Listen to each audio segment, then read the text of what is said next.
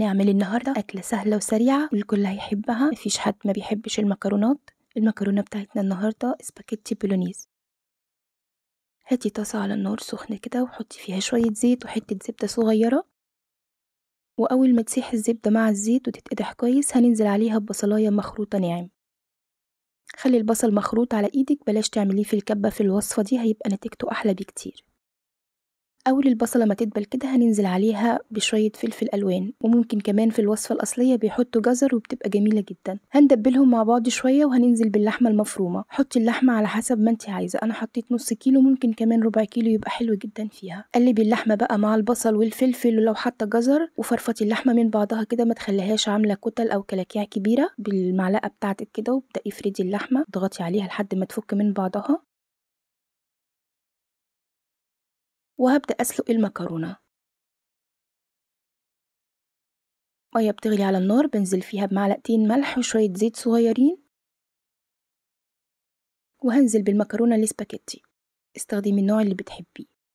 أنا بحط المكرونة الاسباجيتي وأنا بسلقها بحطها سليمة، ما بكسرهاش، وده أحسن وأسهل في الأكل ما تكسريها حتت صغيرة. بس كده بنزلها في المية وبسيبها تغلي لمدة 5 دقايق مش أكتر من كده، وأول ما تستوي بطفي عليها وبصفيها. هنرجع بقى للحمة بتاعتنا، فكت من بعضها هي وبدأت تدخل في سوا. هبدأ بقى أتبلها، شوية فلفل أسمر، معلقة ملح، شوية مرقة لحمة. مرقة اللحمة دي زي مرقة الدجاج كده يا بنات، بس دي لحمة. الوصفة دي بيتحط لها ريحان وزعتر، وهم دول اللي بيدوا طعم مميز للبولونيز أو الصلصة بتاعة المكرونة دي. رشة ريحان مجفف، رشة زعتر مجفف، ولو عندك زعتر فريش بيبقى حلو جدا برضو. هي دي توابل اللحمة. هقلب اللحمة لحد ما تتعصج كويس وتبدأ تدخل في تحميرة بسيطة كده.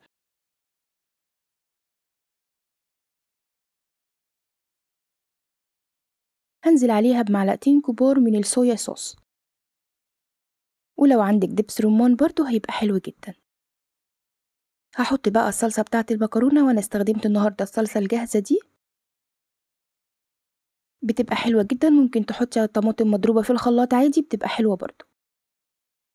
هحط بقى نص معلقة توم مفروم، وخلي التوم في الاخر خالص عشان ريحته تبقى ظاهرة معاكي، هيديكي ريحة حلوة جدا للمكرونة. اقلب بقى واسيبها لما تتسبك. الصلصة اللي احنا استخدمناها دي مش متسبكة، فبسيبها لما تتسبك.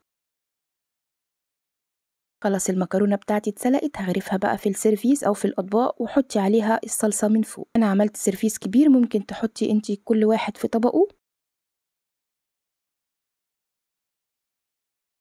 بالشكل ده، وهننزل عليها بالبولينيز بتاعنا او الصلصة باللحمة المفرومة.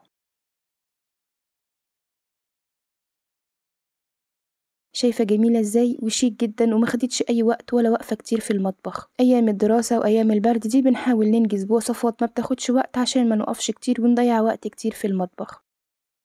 رشي عليها رشة جبنة موتزاريلا بقى تديكي كمان طعم احلى. جربي بقى وادعيلي، ولا تقوليلي اندومي ولا تقوليلي اي حاجة جاهزة. ودي كانت الوصفة بتاعتي النهاردة، أتمنى تجربيها وتكتبي لي رأيك في الكومنتات، وما تنسينيش بقى باللايك والشير وسبسكرايب وتفعيل زر الجرس للقناة لو محتوى قناتي بيعجبكم. والسلام عليكم ورحمة الله وبركاته.